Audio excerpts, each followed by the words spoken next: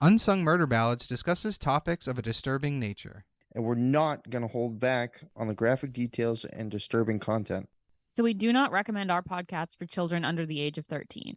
And while we respect the victims and their families involved in these tragic cases, we're also going to be critical of mistakes that are made during the investigations. And we're going to use dark humor to express ourselves now and then.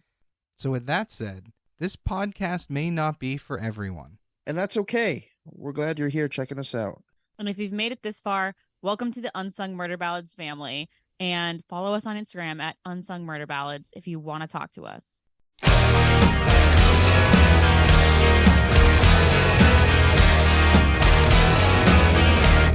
Hey everybody, welcome back to Unsung Murder Ballads. This is episode, oh my god, I forgot, 140 something? Whoops. Is it 149? No, it's 148, I think. Is it 149? Okay. I thought it was 148 last week. You know what? I think you're right. I think it might be 149. It's the first time I've ever remembered anything. Please clap.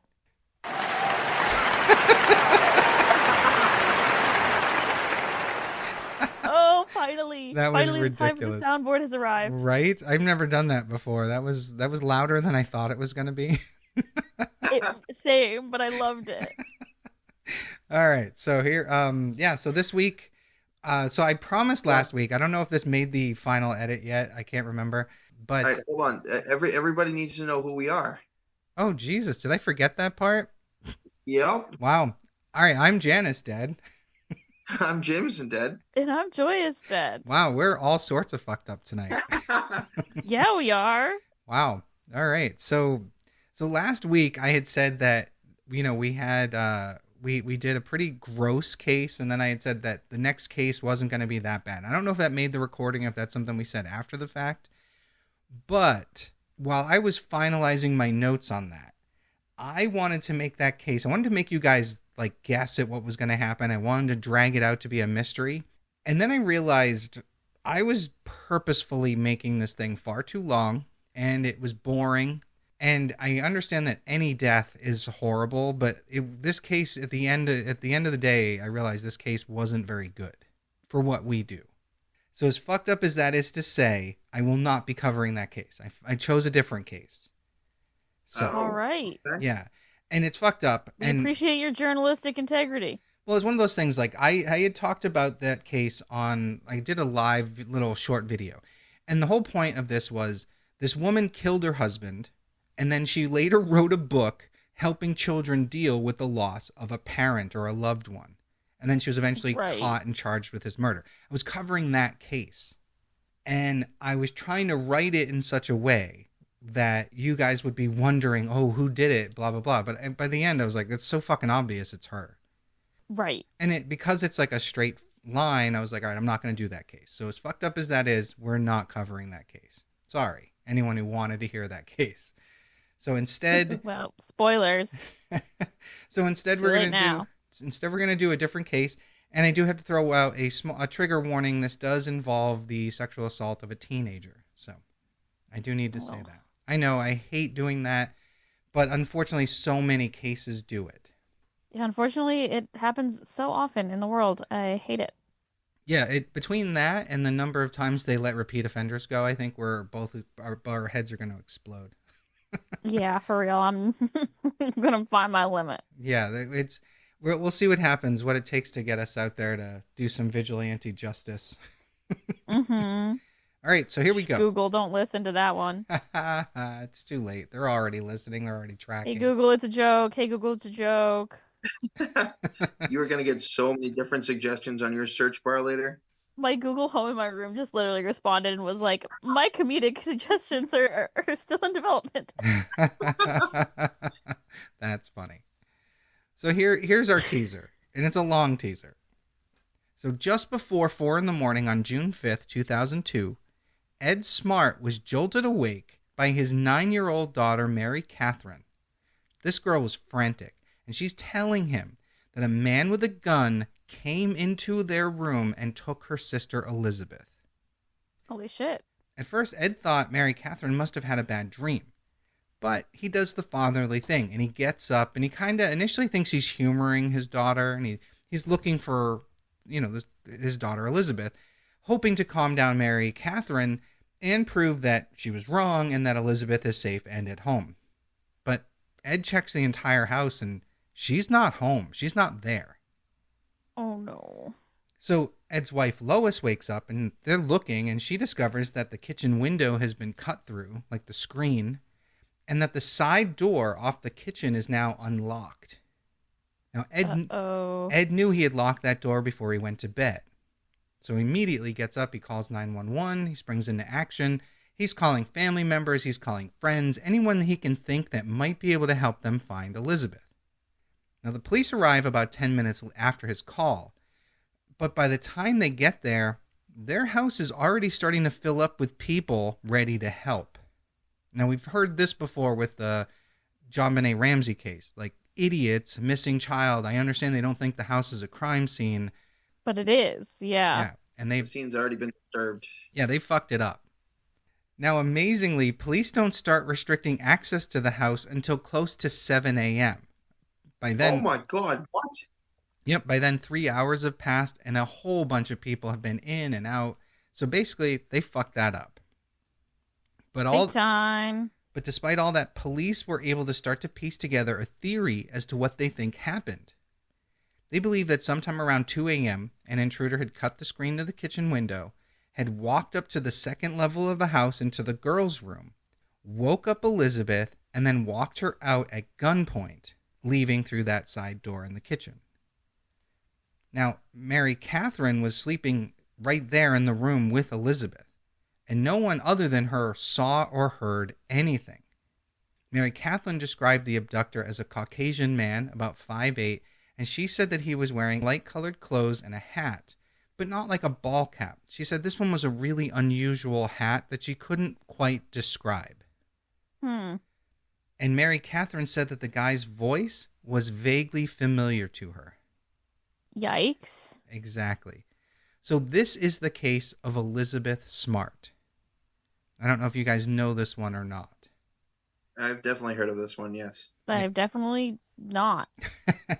Well, I was expecting that response from you, although this one was famous enough. Yeah, no one's surprised. This one was famous enough that I thought maybe you might know a little bit. So Elizabeth Elizabeth was born on November 3rd, 1987 in Salt Lake City, Utah, to Ed and Lois Smart.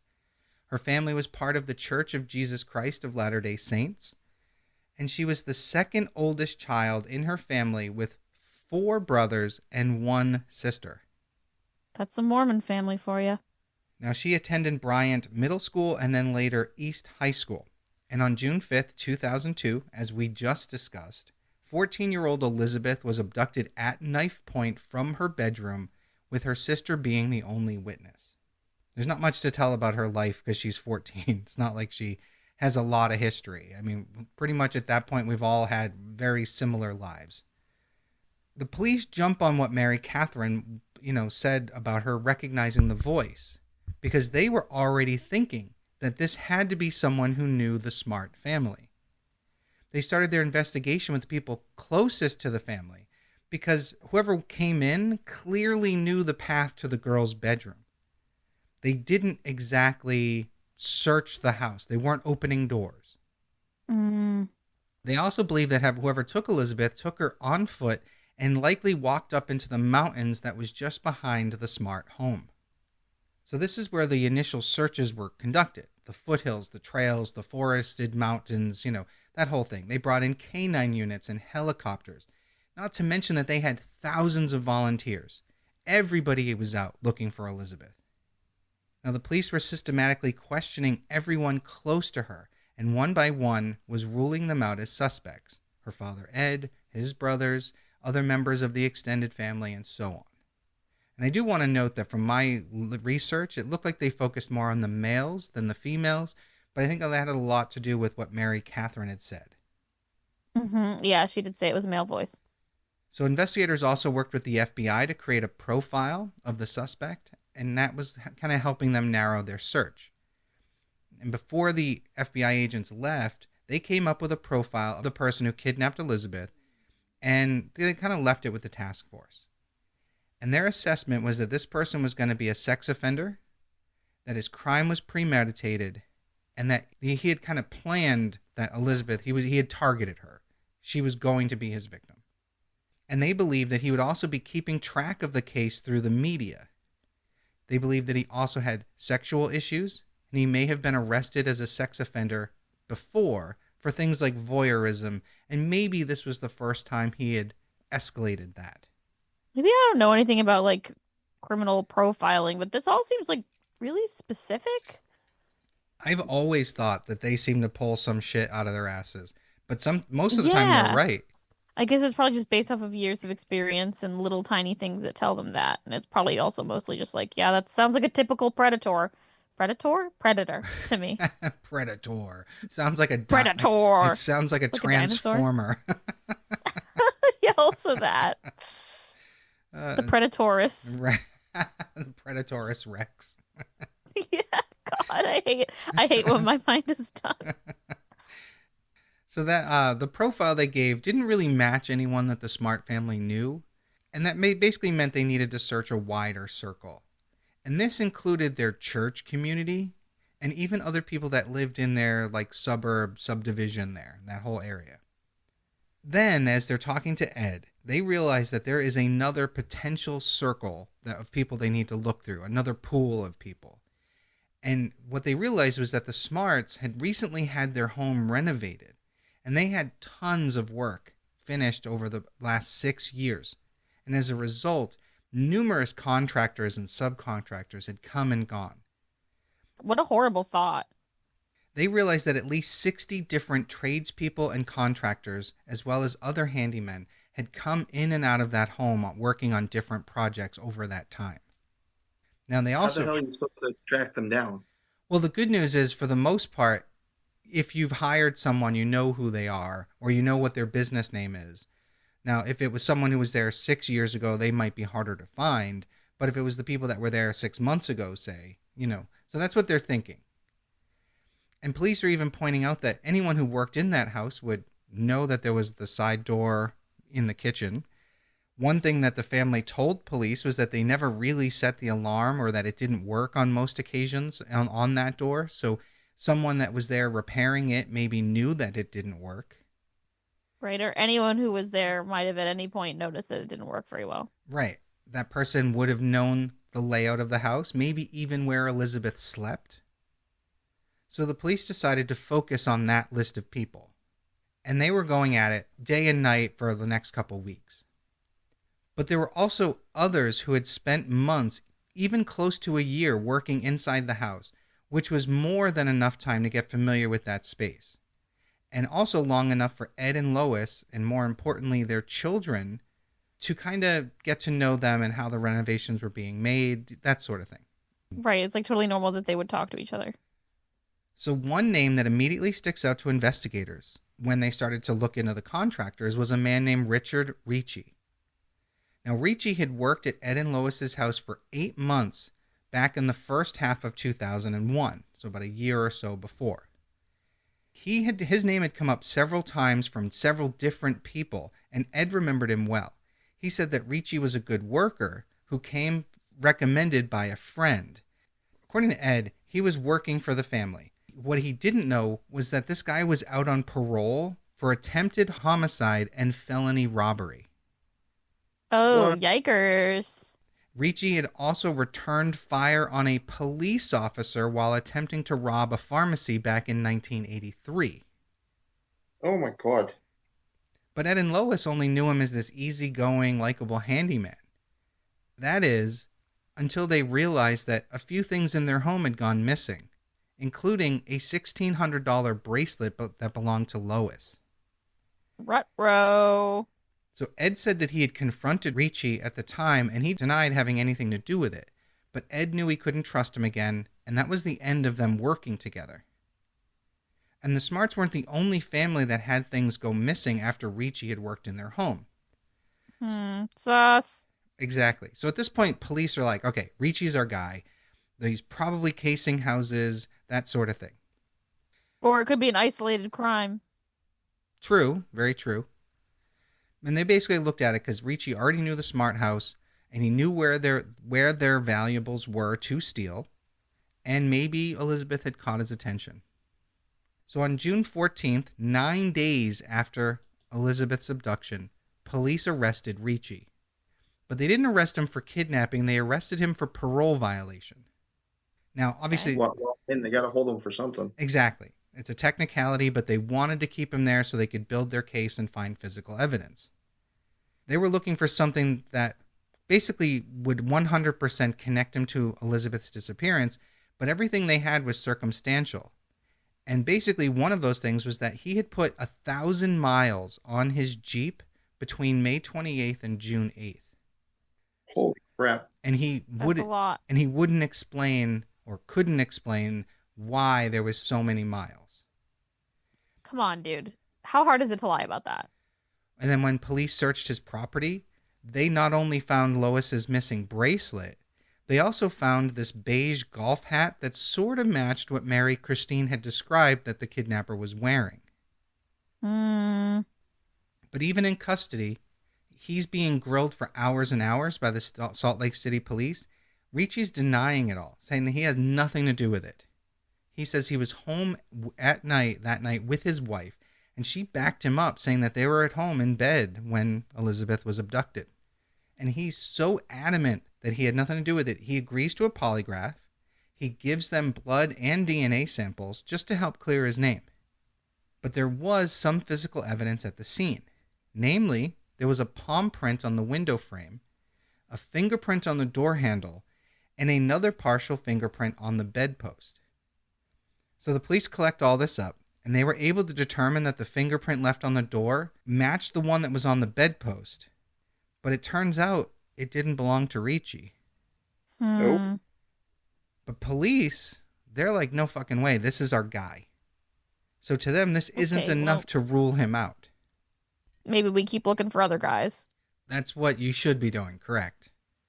Figure Figure out whose fingerprint that actually is. Guys, get to fucking work. Right. And police were saying that the problem with the fingerprints was that didn't mean that he wasn't the kidnapper. Those could have been left by anybody. That anybody that's not in True. the system. Anybody, if there was work done in the house, they could have been doing something in there. Right. They believed that they just needed to keep putting pressure on him a little longer, dialing things up until he cracked. So they come back with anything at all that makes life intolerable for him in prison or in jail or wherever they're keeping him for this parole violation. He wasn't allowed any visits, not even from his wife and stepson. He wasn't allowed haircuts. He wasn't allowed any hot water or hot meals, or he wasn't allowed any outside time in the yard. Is That that kind of legal? feels fucked up without a conviction of anything.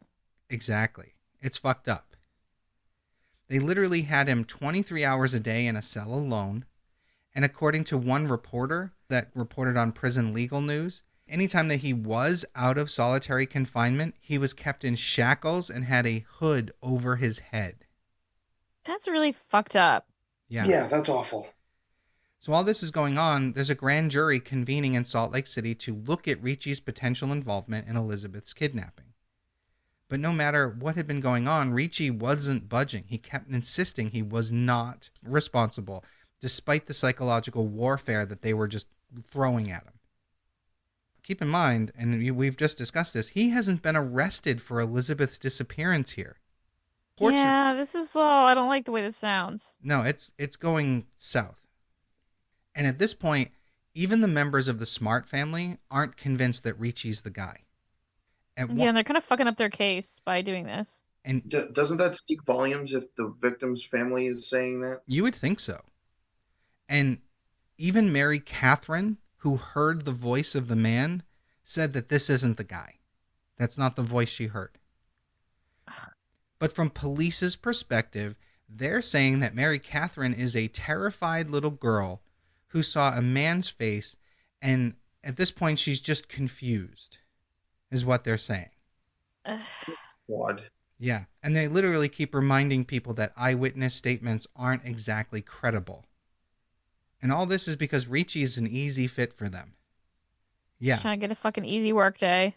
They're basically saying that he's a career criminal with enough intelligence to disguise his voice and, to protect his identity from this little girl in the room with him, right? So fucking stupid. So stupid. But that is until the morning of July 24th, nearly 2 months into their investigation. That's when Salt Lake City police get a call from a local sheriff's office. There had been another attempted kidnapping. Oh, shit. And the victim, potential victim, was a member of Elizabeth's family. Oh my God! What? Oh. What police learned was that early in the morning at about 3 a.m., Elizabeth's 19-year-old cousin Jessica woke up to the sound of a picture falling off her dresser just under her bedroom window. When she looked up, she saw someone or something trying to cut through the window screen. She immediately screamed, and her father came running in, and whoever had been at the window had taken off and got away. The thing about this is the family doesn't think that Jessica was the target because she had only recently started sleeping in that room. That bedroom had belonged to her 14-year-old sister previously. If it was a targeted abduction, they believe that it was actually towards the 14-year-old sister Olivia. Oh, that's creepy. Yeah, and keep in mind, that's the same age as Elizabeth, and both Olivia and Elizabeth being cousins, they were actually pretty close and considered best friends at the time. Oh, yikes. Fucking crazy. So Salt Lake City police think that this attempted break-in to abduct Olivia here was a copycat crime. Oh. Okay, that doesn't really seem like a conclusion we should reach here, but okay. They're still confident that they have their guy in custody, and they refuse to let this hiccup knock them off course. Can you fucking believe that shit? I hate cops. I'm saying it quietly so I don't get arrested in this country. Right? But then on August 27th, investigators get some news that kind of knocks the wind out of their sails a little bit. Earlier that day, just after a court appearance, their only suspect, Richard Ricci, had collapsed in his jail cell. He was rushed to the hospital where he had to have surgery done to try to relieve pressure and bleeding in his brain. Oh, shit. Damn. After 3 days in a A coma. stroke? Well, we'll get into it in a little bit. After 3 days in a coma, doctors told his wife and stepson in front of the cops who never left his bedside that he would never wake up. And he died in the hospital on August 30th. The problem was, some people believe that it was either the abuse from police that caused this, or maybe there was actually physical abuse involved, and that's what caused this. But, Fuck. yeah, but either way, this was obviously a blow to their investigation, as he was their investigation. Yeah. So the Smart family now, and some investigators, are literally saying that maybe now this investigation can shift and focus on other options or other potential suspects. And despite a $250,000 reward for information leading to Elizabeth's safe return, there was no new information coming in. Ed and Lois, as well as their other 5 children, their lives had pretty much been on hold this whole time. And as summer turned into fall, the family was forced to start thinking about the fact that they might never see Elizabeth again. On October 12th, 4 months after Elizabeth's disappearance, Mary Catherine walks into her parents' bedroom one evening out of nowhere and says, "I know who took Elizabeth." What? Yep. Mary Catherine tells her parents it was a man named Emmanuel. She starts talking about this man, and this man is a street preacher Lois and the kids had run into one day downtown like a year before. He told them that he had recently lost his job and he was looking for work, and Lois, being who she was and having all this work done on her house, says, "Why don't you come to our house and help us out? We'll pay you for your day." So he's this down on his luck guy, and they give him some money, and he comes in and talks to Ed, and they start working on the house together. Emmanuel was there for only 1 day, and not even a whole day, just a handful of hours. He helped with some yard work and a bunch of other things, and they asked him to come back the next day, but he never returned. Ed didn't think of him when he was giving police the names of people that had been doing contract work for him, because he was just there one day. But somehow, Mary Catherine remembers him and remembers his name. She even remembers Weird. She even remembered a backpack that he was carrying. She remembered his voice and says it was the exact same voice she had heard in the room the night her sister was taken. I wonder what made her remember it just now. My next line. The random Amazing. The random thing is she was just sitting there reading a book, of all books, the Guinness Book of World Records. And she was looking at a random picture of a strong woman staring back from the page, and all of a sudden this guy just pops into her head. And she remembers him, plain as day. I guess similar things have happened to me where it's like you forget something for so long and then all of a sudden it's just there. This happens to people all the time, like repressed memories, or like there are days I'm doing something and I'll hear a song and all of a sudden I'm just like, oh my God, I remember that from 20 years ago. Yeah. It's fucking crazy. So that's basically the push they need for this case. So the parents call the police because they think, okay, we're gonna do this. We're gonna kind of push this case forward. And the police make a point when they talk to Mary Catherine not to push her too hard because they don't want to fuck up the memory. Yes, very good point, and very, for a smart move by cops in this case. We love Yeah. to see it. Well, I was going to say they're probably different cops than the ones they've been dealing with. That's just my take on it. Probably, yeah. And they had told Ed and Lois that this kind of thing might happen, that out of nowhere she might remember things that she couldn't remember before, and that everyone just needed to be patient. And there were so many things about Emmanuel that made him seem like kind of an unlikely suspect. Like he had met It's always the one you don't suspect. Yeah, I mean, he had met him a year before. He was homeless, and from what they were hearing, he had gone around the shelters and preaching to people in this weird way. He had no real connection to the family. And when he was there, nothing bad happened. They didn't argue or fight. Just a totally random guy who was there and gone. And there wasn't any ransom demand for Elizabeth, so police didn't really think it had anything to do with money or anything like that. So some officers were actually saying they didn't think the Emmanuel guy was the guy. In fact, they doubled down and said that their suspect was dead. Oh. Of course they did. They don't want to do any more work. Exactly. But not all of them. There are some investigators that are still on the smart side here. Mm-hmm. And the ones that are sitting there trying to talk them down, they basically allowed one police officer to do the work of trying to find him. They only gave it to one guy. Sure. And this one cop didn't even know this guy's real name because they're pretty sure Emmanuel wasn't it. He has no fixed address. So they do a sketch. They had Mary Catherine sit down with a sketch artist, and they made a sketch of what she remembered. And they, the family adding to it because they know this Emmanuel guy. Mm-hmm. But the police didn't want to release it to the public because they said that this would drive him underground and would make it harder to get Right. They don't public want him to information. know that they're even suspecting him. Right. So they don't want to release it. So they're talking the family out of it. And the family, they're sitting there waiting for any news that this one police officer might find. And That sucks. And they wait. And they wait. Unfortunately, during this time, Elizabeth's 15th birthday passes, and they have to spend Christmas without her. Aww. And every time that they hear on the news that there's been remains discovered somewhere around the Salt Lake City area, they have to brace themselves. And then they have to let out that sigh of relief when they hear it's not Elizabeth. That has to be absolutely awful to live with. I can't imagine it. I really can't.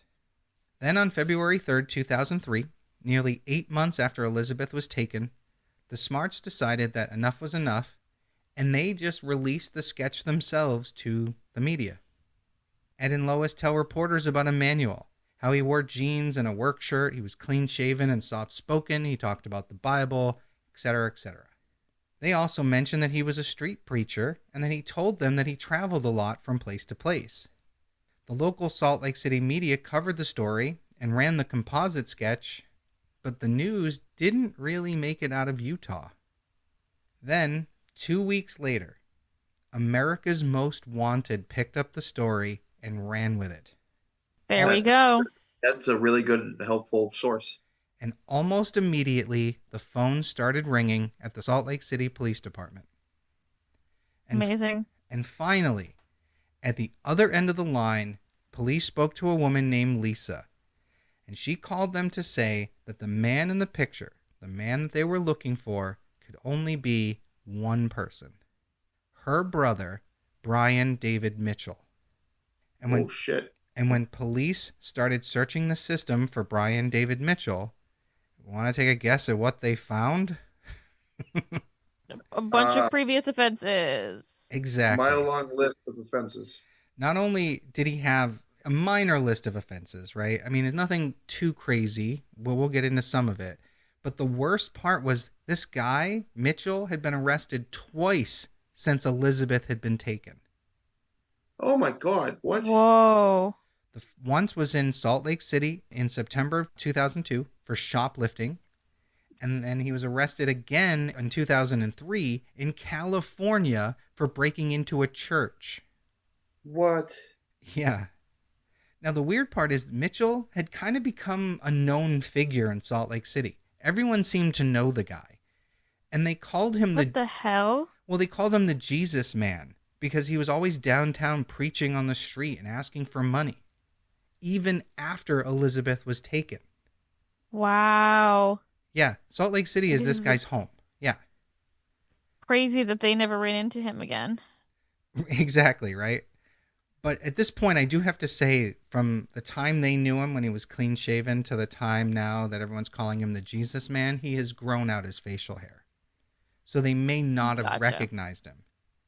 But the craziest part is the last few times people saw him in and around Salt Lake City, he had 2 women with him. And the women were never allowed to show their faces. They had to wear veils that covered everything but their eyes, and the women were not allowed to speak. Okay, that's... Yikes. And He always introduced one of the women as his wife and the other as his daughter. Now, oh, God. So there was another call that came into police shortly after America's Most Wanted, and this one was from a woman named Debbie. Debbie was Mitchell's second wife, and she told police that this guy terrorized and abused her during their marriage. He was basically the type to sexually abuse children. Oh, God. Yeah. gross. And she said that he was a molester, but not necessarily a killer, and that if he took Elizabeth, she might still be alive. Yeah, she might just be wearing a veil walking around Salt Lake City. Fuck. And Yeah, then, right. and then on March 12th, 2003, not one call, but 2 came into 911 at about the same time. Both calls were saying that Emmanuel was there in Salt Lake City and that he had Elizabeth with him. The Jesus Man and 2 women were just walking down the side of the road, and they were not in their usual robes and veils at that point. They were in jeans and shirts. But honestly, at this point, everybody was on the lookout for Elizabeth and this guy, that it wouldn't have mattered what they were wearing. They were going to be recognized. Mm-hmm. Now, it took the nearest officer about 2 minutes to arrive on the scene. And he gets out. This officer's asking everybody what their name is. And Emmanuel says his name is Peter Marshall. And then he introduces his wife, Juliet, and his daughter, Augustine. Now, the first officer asks the guy for an ID, which he says he doesn't have. He then says he doesn't have anything because he doesn't need worldly possessions because he's a messenger of God. Oh, wow. So, Okay. So then the police ask the girl what her name is, and she says that he's his daughter, Augustine. But they're not letting this slide. They're not letting these people go anywhere until they can prove who they are for sure. And the girl that they're talking to is wearing this like gray, ratty old wig and dark sunglasses, right? This is their disguise. Mm-hmm.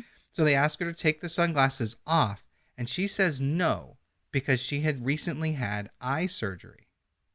Excellent excuse. Well, I can't. My cataracts. Well, this is where police decide to stop fucking around, and they separate her from the other 2. And they ask her again who she is. And she said, and they ask her that they think they know who she is and that they think it was a girl who ran away. And then the girl starts to look really anxious. And then finally, the officers, who can basically see how terrified she is, they just ask her point blank if she's Elizabeth and tell her that her family has never stopped looking for her, that they want her to go home. And then the girl says, of all fucking things, if thou say it. I mean, she's been... Oh, so he's... Ugh. It's been 9 months under his oppression, so saying a kind of a religious sounding statement makes sense. Now, the police don't really... Yeah, it does. Police don't really understand why she says this, but it's not a no. And for them, that's good enough. And they basically put her in the back of a squad car. And as they're bringing everyone to the station, they've already got Ed Smart on the phone telling him to get to the police station right away. And when he finally gets there... This must be like insane news for the family because they probably assume that she might not be alive anymore. After 9 months, that would have been my assumption. I can only imagine what would be going through his head. So Elizabeth Smart was rescued and safe. So this is our second Survivor episode. Decided to give you a break on some brutal shit. Yeah. Oh, wow, I'm so relieved. I was like, man, how's she going to die now? No, this is our second Survivor case. So we are going to go through we got a little more to go through. We are going to talk about what she went through. And again, that's where the trigger warning from earlier comes in. So Elizabeth tells police and her parents a truly unforgettable story. She told them that she thought she was dreaming that night when she heard her man's voice and felt a knife at her neck. So when she woke up, he took her out of her bed, walked her through the house, across the neighbor's yard, and beyond. Then at one point, the man, Mitchell, pushed her down behind some bushes as a car went by. It was a police car. And for the briefest of moments, Elizabeth thought she would be saved, but the cop car didn't stop. It just kept going. Oh. Mitchell made her run across the street and up into the mountainside behind her home. They went up over the top of the mountain and started going down the other side, which is when he mentioned to her that he had a wife waiting for them at his home. When they reached Mitchell's home, it was just a tent set up with some tarps laying around the ground. At that point, a woman walks out and she hugs Elizabeth and brought her inside the tent, at which point she proceeds to undress and bathe Elizabeth. What? Yep. This woman's name was Wanda Barzy, and believe me, she is just as much a player in all this as her nightmare of a fucking husband. So that next morning, Mitchell performed what he called a sealing ceremony. Oh, it's very Mormon. According to him, they were then married, and he forced her to consummate said marriage. Oh, come on, really? Yeah, sealing is like what they call marriage. Yep. In Mormonism, you get like sealed in the temple. Yeah, I can see that. I've never heard the term before, but I can see that making sense. Yeah. Mm-hmm. So this next part is what happened in Elizabeth's own words, and it's a little long, so I apologize, but I feel that she encapsulated this moment in such a way that I never could, so I decided to let her words say it for me. So this is a moment where if you're easily triggered, I would say skip ahead a minute or so, but anyway, here we go. This is Elizabeth's words, quote, "He's going to rape me, and there's not a thing I can do about it. There's nothing that's going to stop him. He's a man. He's bigger than me. He's stronger than me. I literally cannot save myself right now." It was terrifying. It was horrific, and it did force me to grow up in the span of hours. I had heard the word rape before, but it always seemed like such a far-away, distant word. It didn't seem real, like that was a word that would ever be part of my life, unquote. Oh. Yeah. So like I said, I don't think I could have ever said it that way, so I used her words. So at this point, Elizabeth's survival mechanisms kicked in, and she told herself that she needed to not fight back. She did what they said because she wanted to survive, and she didn't want them to hurt her any more than they already had. She certainly didn't want them to kill her. Mm-hmm. So for those first few months, Mitchell and Barzy kept Elizabeth from escaping by chaining her to a tree. Oh my God. In those early days, Like an animal, poor thing. Those early days, they needed that physical restraint, but as time went on, they were able to establish a more psychological one. Now, she was 14 when they kidnapped her, and she had never drank alcohol before, but they were trying to force her to do so, and they would withhold food from her until she drank what they told her to drink. That's fucked. Yeah, so at this point, they're plying her with alcohol as well. She remembered at one point she could hear her name being called out as searchers were looking for her. But Mitchell had held a knife to her throat and said, quote, "It'll be your fault if anyone comes into this camp, because not only will you die, you will watch me kill whoever enters this camp first," unquote. Oh. Elizabeth's captors would say that they were doing what must be endorsed by God, because why else would he let this happen? That is I hate it. That is absolutely nauseating. Yep. Mitchell would bring newspaper articles or missing flyers back from Salt Lake City to show her. And he would tell her that all over Salt Lake, everything was covered in blue ribbons and blue balloons, but no one was ever going to find her. That's really fucked up. Yeah, he's an asshole, without a doubt. So Elizabeth was not allowed to speak in public. And to make it seem like it was all part of their religion, Mitchell also told Barzy that she could not speak in public. Now, he obviously used this religious extremism to both avoid capture and avoid being questioned too heavily. He capitalized on being able to say that part of his religion was that his daughter and his wife were not allowed to unveil themselves to other people, that by showing their faces, they would be violating their religious freedoms. Ugh. So fucked up. There was a moment during Elizabeth's 9 months in captivity when she came close to being found. There was one time police got a call from the public library from someone saying that there was a young woman that could be Elizabeth Smart there. Police sent a detective down, and he walked right up to this person wearing long robes and a veil covering her face, and he asked her, "Are you Elizabeth Smart?" But he was told no, that her name was Augustine Marshall, and that the man refused to allow her to lift her veil for religious reasons. Now, the police officer kept questioning them, and he was pushing, but eventually, fearing the repercussions of violating someone's religious rights, he left. When he turned and walked away, Elizabeth was devastated.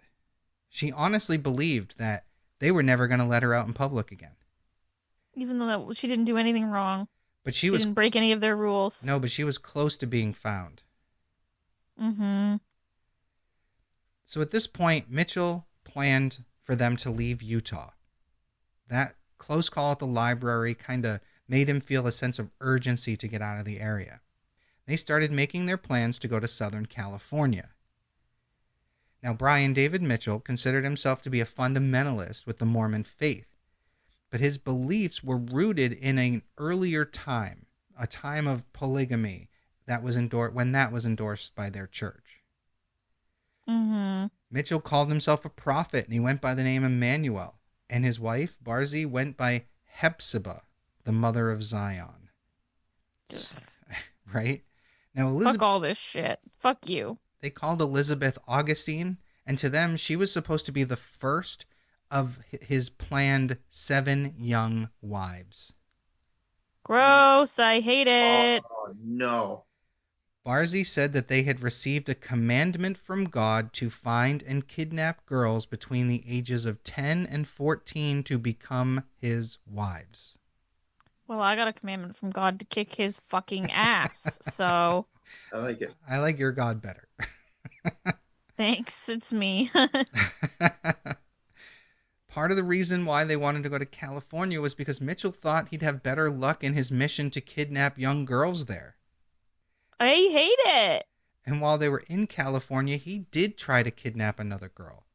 They weren't successful, and they started to believe that maybe California wasn't where they needed to be. And they started discussing going to bigger cities like New York or Boston.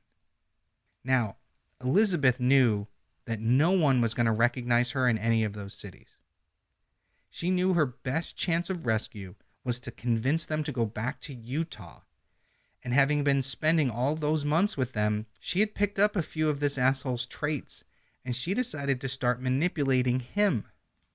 Good on you, girl. She told them that she had feelings that she thought were coming from God, telling her that they needed to return to Salt Lake City, but she didn't know how to interpret them, and she starts heaping loads of praise onto Mitchell, asking him what God was telling him to do, because he was the prophet, and so forth and so on.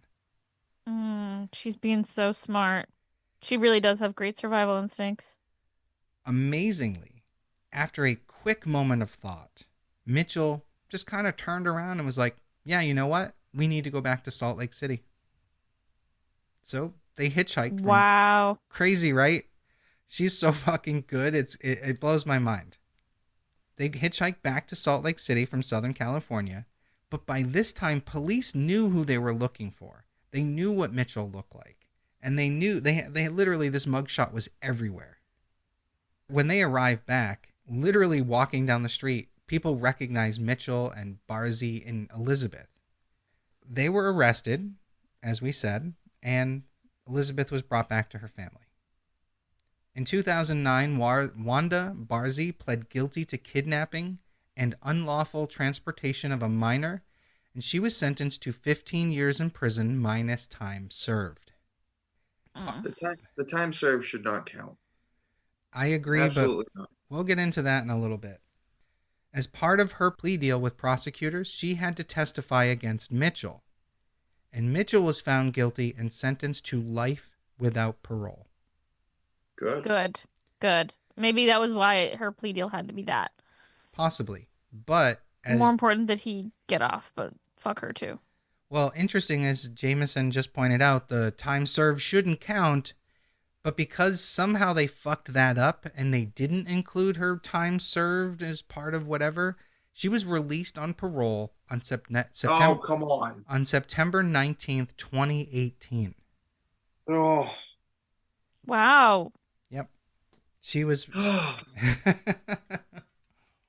She had to be registered as a sex offender, so there's that at least. Good, so her life's fucked. Elizabeth said that her release, Barzi's release, was a disappointment. And amazingly, in June of 2025, 79-year-old Barzy was brought back into court for violating her probation. Fuck you, bitch. Dumbass. She had gone to at least 2 parks, which she was not allowed to do as a registered sex offender. Oh, fuck you, bitch. As of now, at least from what I can find, she has not gone to court or been convicted for this yet, so no real word. Being 79, they might be lenient on her, but who knows? Crazy. Right. But at least she got to see the light of day, where this fucking asshole Mitchell is never going to see the light of day again, so she should be thanking her lucky fucking stars as far as I'm concerned. Yeah, honestly. On November 11th, 2009, Elizabeth left Salt Lake City to serve as a missionary for the Church of Jesus Christ of Latter-day Saints in Paris, France. She temporarily returned from her mission in November of 2010 to serve as the chief witness in the trial against Brian David Mitchell. After the trial, she returned to France to finish her mission, coming home to Utah in early 2011. While serving as a missionary in Paris, Elizabeth met a Scotland native named Matthew Gilmore. And in January of 2012, after a year of courtship, they became engaged, and they got married on February 18th of 2012 in a private ceremony in Hawaii. They have since had 3 children, Chloe, Rose, James, and Olivia. Now, Elizabeth has gone and turned her trauma and tragedy into something powerful. She has become a strong voice for survivors of sexual violence, And through the Elizabeth Smart Foundation, she and her team are doing incredible work, both prevent sexual exploitation and to support survivors. And she has done public gatherings of other survivors after they've been released. So after that Ariel Castro thing in Ohio with the women he kept captive, Mm-hmm. after they were released, they had a big public thing and Elizabeth Smart was there. So yeah, so that was the case of Elizabeth Smart, our second ever survivor story. Oh, wow. I love a survivor story. Fucking hate what happened to her. That's so awful. But it sounds like she was really smart and really had her wits about her and had excellent survival instincts. I love that she Yeah, manipulated him. Yeah, well, that's what I was gonna say. Is she did really well when she learned, how to manipulate him. Knowing a lot of fanatics maybe helped her. Maybe. Oh, I just got that. That's funny. You're not wrong. You're not wrong. Yeah. There's a few more cases that I have on my list about people from the Mormon faith, and I try to space them out because I don't want it to sound like we're coming down hard on a particular group. But yeah, crazy. Right. Absolutely crazy. So yeah, so thank you everyone for joining us. Once again, I am Janus Dead. Jameson dead. And I'm Joyous Dead. And we'll see you next week. Bye.